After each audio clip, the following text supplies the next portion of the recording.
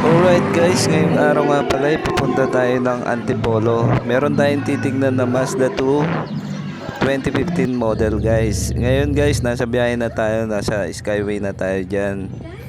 Ayoko kasing magmotor guys pagka papunta ng Manila. Pero kung dito lang guys sa mga katabing probinsya, okay, magmumotor ako. Yan guys, ngayon is nasa Skyway na tayo. Check natin guys kung okay. Pag okay is bibili natin ngayon guys. Ayan.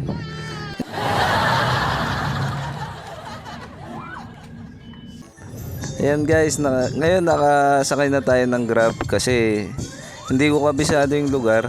Kaya sabi nung pupunta namin, mag-book na lang kami ng Grab. Yan. Sige. Eh ngayon guys, nasasakyan na tayo. Yan. Una, binuksan ko yung hood yan guys. Tapos sinilip ko yung dashboard niyan guys, kung may pundidong ilaw. Kasi yung iba binabypass na kasi nila yung mga check engine. Mamaya guys, titingnan natin kung may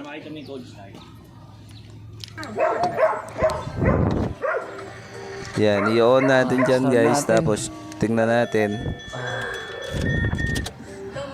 Yan. Diyan mo kasi makikita guys kung naka-bypass na yung mga yung check engine, yung sa battery, ganon.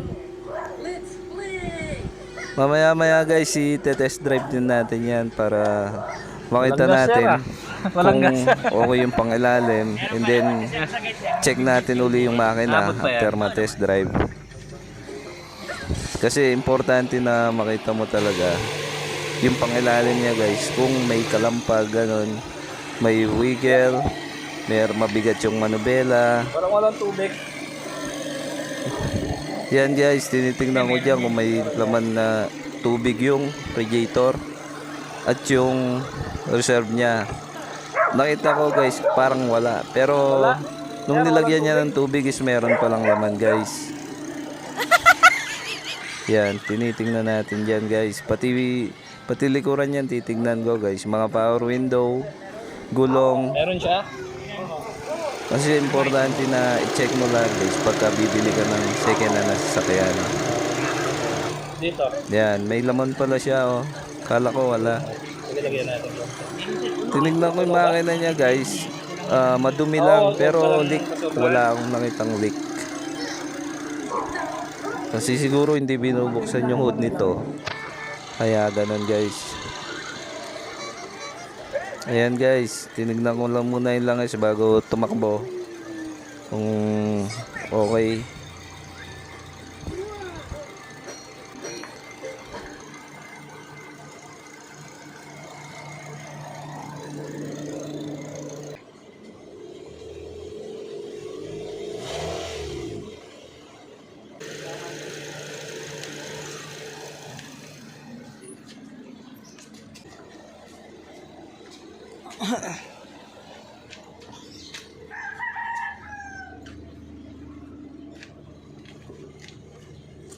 Ayoko nang bumili ng mga Oo. Yan guys. Yan, check natin yan kung saan yung ano. Kasi nakita ko dito yung pinaka-honest issue nito is yung nagpapa-retouch lang siya ng konti sa pintura guys. Yan, tinignan ko din yung likuran niya. Yung gulong nito is nasa 70 to 80% pa siguro. Yeah, okay naman yung likod.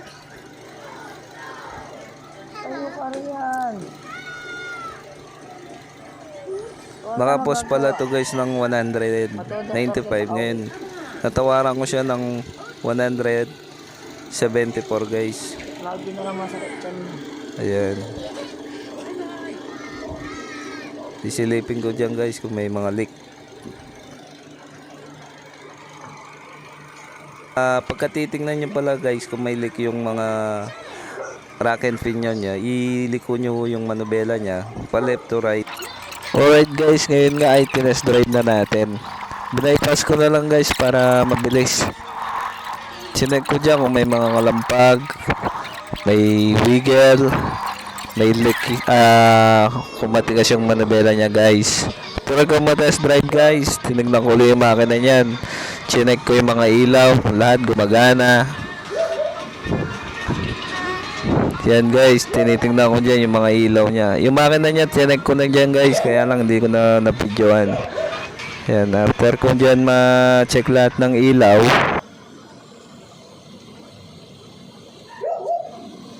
nakita ko na okay naman siya. Lahat gumagana. 7 years. Matagal na. Matagal na rin. Veterano na rin. Kaya lang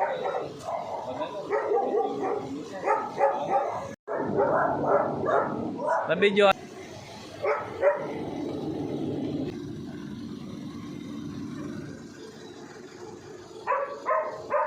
Tubig gusto manak. Alright guys, dito nga ay chinecheck ko na yung mga papeles niya guys kung kompleto. Kung may ID yung first order, naka-open dito sale, Naka-register. original o RCR. Nakita ko naman so far guys, all goods naman. Ano mo binili no? Kompleto lahat. Eh sabi ko, gawa ka na ng kasulatan. Pas maganda kasi guys na bibili kayo ng second hand guys na paggawa kayo ng kasulatan sa may-ari kasi number 1 yun, parang resibo din kasi yun, formality. Once na nagka-problema yung sasakyan pwede mo siyang kontakin. Lalo na may kasulatan kayong ginawa. Yun guys, nakita ko nga yung CR niya parang titulo na. Yung mga bagong labas kasi ngayon, ganyan na yung CR nila guys. Ayun. Tapos guys, naka-register naman to kaya okay pa siyang ibiyahe kahit malayo.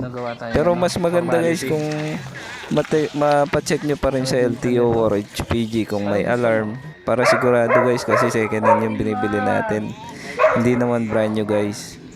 Dito nga guys na binabayaran na namin yung sasakyan para agad na kaming makauwi kasi San Fernando pa kami guys. Sa Antipolo nga pala namin nabili yung sasakyan guys. Sakto pala guys, ano siya, coding nung araw na yun. Kaya naghintay pa kami ng 8 PM sa SM Marikina guys. Bago kami bumiyahe ng EDSA.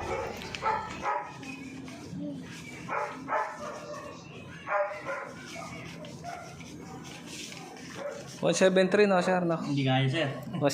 Bawal. Nakaabang na kami. 174. 174 talaga. Matagal na sana tapos to. Oo nga no. Sa Tagabigan. Pero marami nag-i-inquire dyan. Marami lahat ng tawad nila 170 tapos dadagdaga 172. Konting diferensya no sir Oo, no? kasi konti lang din naman ng ano eh. Hindi, yung mga buyer, konting diferensya na lang. Hindi pa nila Matigas din sila eh. Matigas din ako. kinagrab. Puro buy and sell yan sir. Kabayan dyan lahat.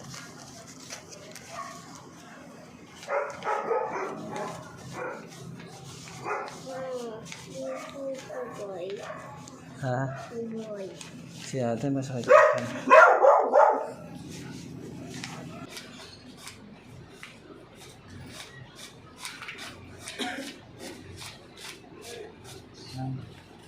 All goods. 100.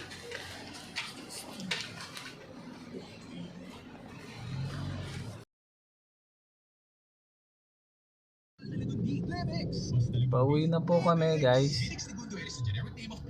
Nabili namin yung Mazda 2 2015. Galing pa po kami dito sa nasa Antipolo pa po kami. Nabili namin ng 174. Okay pa siya. Pati aircon, makina. Konting retouch lang sa pintura guys. Yun lang po. Maraming salamat po.